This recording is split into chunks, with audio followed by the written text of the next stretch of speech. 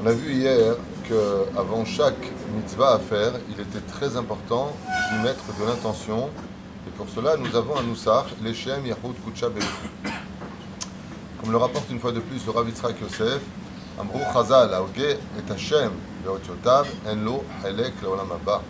Celui qui prononce le nom d'Hashem, le nom de Dieu, tel qu'il est marqué, n'a pas de monde futur. Filou Chayav Mita, il y en a qui écrivent Assour.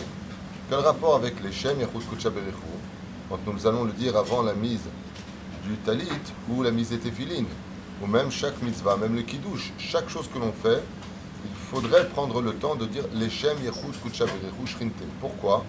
Parce que d'abord on démontre par là qu'on le fait en l'honneur d'Hachem.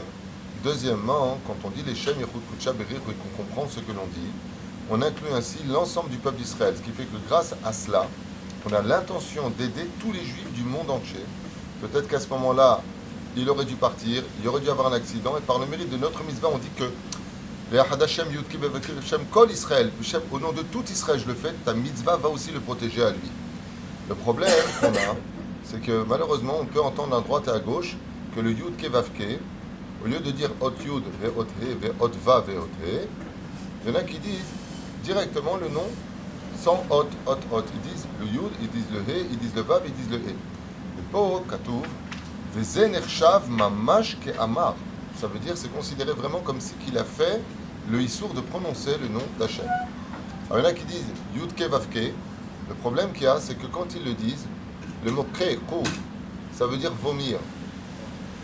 Donc peut-être que tu peux pas dire ça. Yud ke vav ke. Chas v'shalom. Le mieux à dire c'est ot yud ve'ot vav ve'ot yud ve'ot vav ve'ot ke. זה פירוש הדבר. ולכן כתוב פה, דהיינו שאומר כל עוד בפני עצמה, אבל הוא בכלל הוגה השם באותיותיו. זה כמו qu'il avait dit, לכן נוסח לשם צריך לאומרו אות י' ואות ק' ואות ו' ואות ק'. זה פירוש הדבר. Celui qui se trouverait dans un endroit où il ne peut pas faire la bénédiction de l'étatev et tzitzit. Pourquoi? L'endroit est sale, il va les prier à l'intérieur, mais l'endroit où il est sale. Il y a un klal qu'il faut retenir, une généralité. Bracha lo me'akev, ולכן הנמצא במקום מטונף לאונסו, il ne peut pas dire la bracha, ça אסור לו לברך שם בכלל, il n'a pas le droit de dire la bracha, מותר לו לבזות ציצית בלא ברכה, ואחר כך אפשר לקיים מצוות באופן אחר. Mais si tu ne peux pas dire la bracha là où tu es, בסדר? Eh bien tu mets tout simplement ton talit sans bracha.